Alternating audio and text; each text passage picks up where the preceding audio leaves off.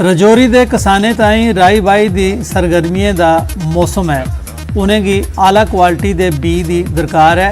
तो वहीं एग्रीकल्चर महकमा भी किसाने की आला क्वालिटी का बीज मुहैया कराने सरगर्म है।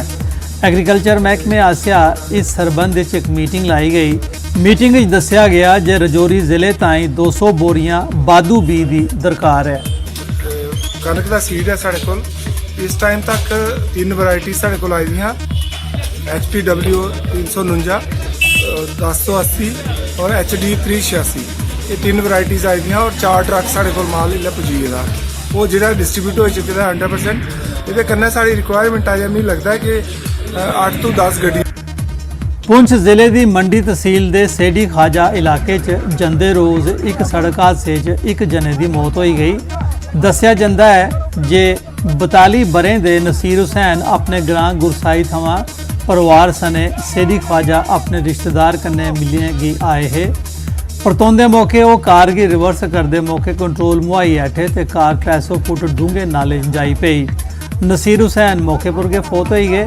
लोकें ते पुलिस वाले लोथ नाले थमां कड्ढी ते मंडी हस्पताल पोस्टमार्टम कराने मगरा घरे आले। पुंछ दे राजा सुखदेव सिंह जिला हस्पताल हैल्थ महकमे आसिया दिमागी सेहत के संबंध एक ट्रेनिंग कैंप लाया गया। कैंप मंडी मैडिकल ब्लॉक के डॉक्टरें ते BMO ने हिस्सा लैता। कैंप की सदारत राजा सुखदेव सिंह जिला हस्पताल की मैडिकल सुपरिंटेंडेंट डॉक्टर शमीम उल निसा भट्टी होरें की, जबकि CMO पुंछ बशीर खान मुख परौने है।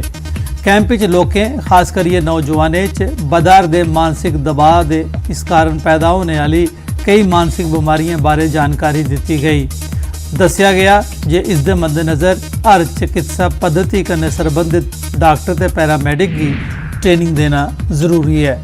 इनको ट्रेनिंग के लिए बुलाया हुआ है, हमने ट्रेनिंग शुरू की है।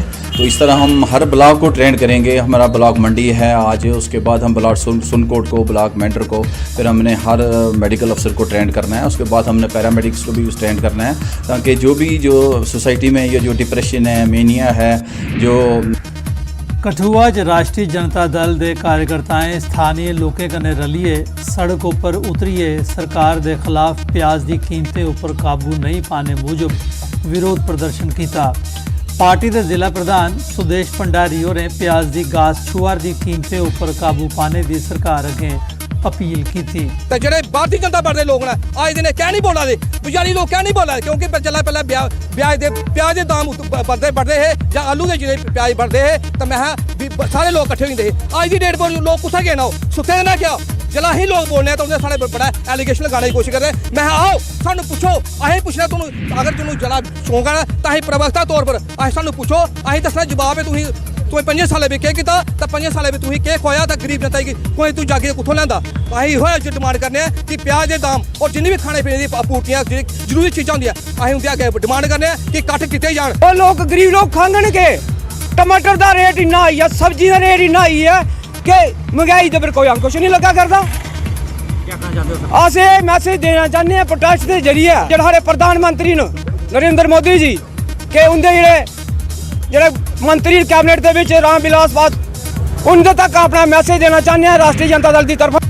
अखनूर सैक्टर के खौड़ ब्लाक के Jammu Kashmir national panthers party के प्रधान देविंदर सिंह होरें किसाने कन्ने उनके खेतरें च मिलिए उनकी समस्याएं बारे जानकारी हासिल की थी। किसाने गलाया जे एक तो उन्हें की मुंजी की फसल का मुनासिब मुल नहीं थोआ करता, दूआ हाल होई दी तेज़ बरखा मूजब उनकी मुंजी की फसल खराब हो गई है, लिहाजा सरकार उन्हें की मुआवजा दे है। सारी फसल देखो सारी बर्बाद हो गई है, ये पानी फिरा फसल सारी डिग्गी पेदी है, सड़ी है, बर्बाद हो गई है। असें गौरमेंट ने किसी न किसी का मुआवजा देना चाहिए। पहले बरखा बड़ी मुंजी तां तूफान कन्नै मारी गई, हूँ पानी फिरी है बिच हूँ मतलब भलेआं गै नहीं ये बढ़ोए तो नहीं कि दाना कोई करना है नहीं मारन गई तूफान कन्नै तो कोई साढ़ा कोई नौकरी नहीं पेशा नहीं छड़ी जिम्मेदारी करने तो ये है भाई जे गौरमेंट एह्दा कोई हल कड्ढे तां अस बची सकने, नहीं तां असें सोचे दे बड़े तंग आ।